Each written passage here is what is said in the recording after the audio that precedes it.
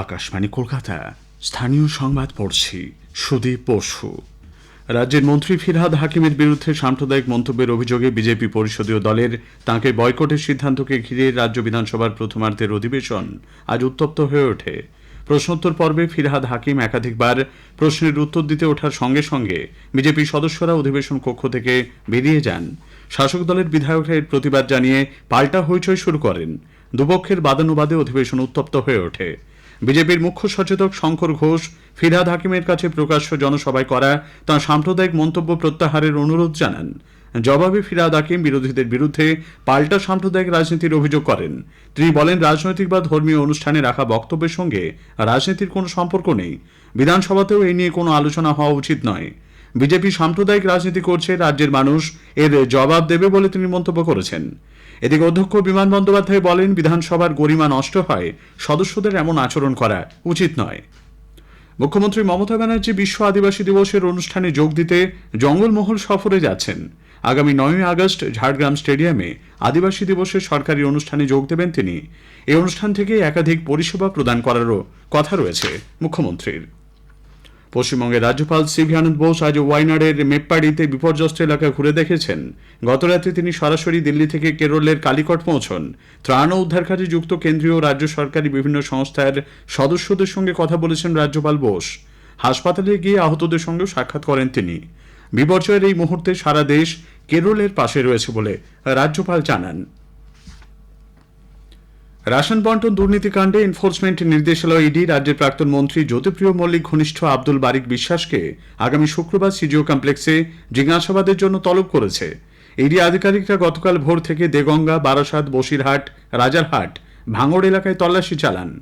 এর মধ্যে জ্যোতিপ্রিয় মল্লিকের ঘনিষ্ঠ আব্দুল বারিক বিশ্বাসের বাড়ি, রাজারহাটের 2টি ফ্ল্যাট, চালকল, তার কয়েকজন ঘনিষ্ঠের বাড়ি, চালকল ও আটাকলে তল্লাশি চলে।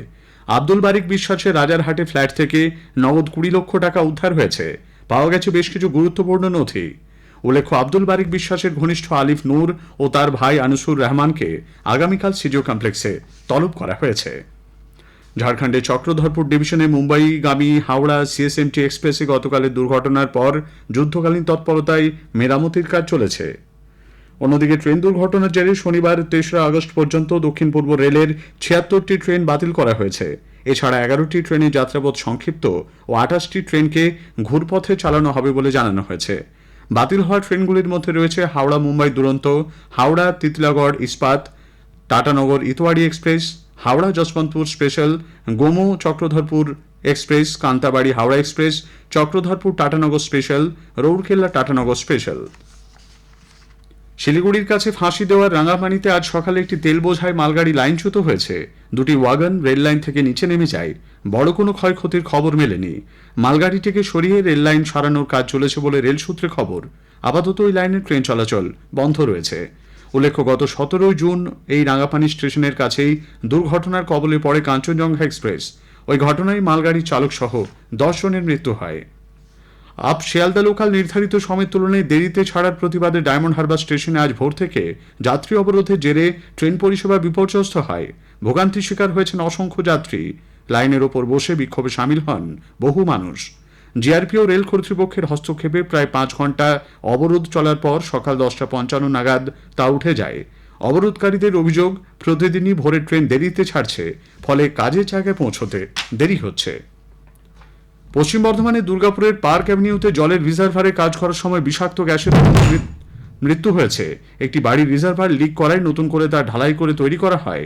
পেশায় রাজমিস্ত্রি হুমায়ুন শেখ ও আরও কয়েকজন আজ ঢালাইয়ের পাটা খোলার জন্য রিজার্ভারের ভেতরে নামেন। হুমায়ুন ও তার এক সহকারী গুরুতর অসুস্থ হয়ে পড়লে তাদের বিধাননগরের একটি বেসরকারি হাসপাতালে নিয়ে যাওয়া হয়। সেখানেই দুজনের মৃত্যু হয়। দক্ষিণ 24 পরগনার নরেন্দ্রপুরে হেলমেটবিহীন অবস্থায় বেপরোয়া বাইক চালানোর সময় পথ দুর্ঘটনায় 2 তরুণের মৃত্যু হয়েছে। বিশাল মাহাতো ও কুষাণ মণ্ডল নামে বছর 18-র ওই 2 তরুণ গতকাল গভীর রাতে বেপরোয়াভাবে বাইক চালিয়ে যাওয়ার সময় মোহনবাটার সামনে একটি কালী মন্দিরের দেওয়ালে তীব্র গতিতে ধাক্কা দেয়। তাদের মাথায় হেলমেট ছিল না। গুরুতর আহত অবস্থায় এমআর বাঙ্গুর হাসপাতালে নিয়ে যাওয়া হলে চিকিৎসকরা মৃত বলে ঘোষণা করেন। মৌসুমী অক্ষরেখা ও ঘূর্ণাবর্তের প্রভাবে কলকাতা সহ দক্ষিণবঙ্গের বিভিন্ন জেলায় বৃষ্টি হচ্ছে। আগামী কয়েকদিন দক্ষিণবঙ্গের কয়েকটি জেলা, 24 পরগনা, পূর্ব বর্ধমান, নদিয়া, হুগলিতে ভারী বৃষ্টি হতে পারে বলে আলিপুর আবহাওয়া দপ্তর জানিয়েছে। উত্তরবঙ্গের সব জেলাতেই বৃষ্টির পূর্বাভাস রয়েছে। স্থানীয় সংবাদ শেষ হলো।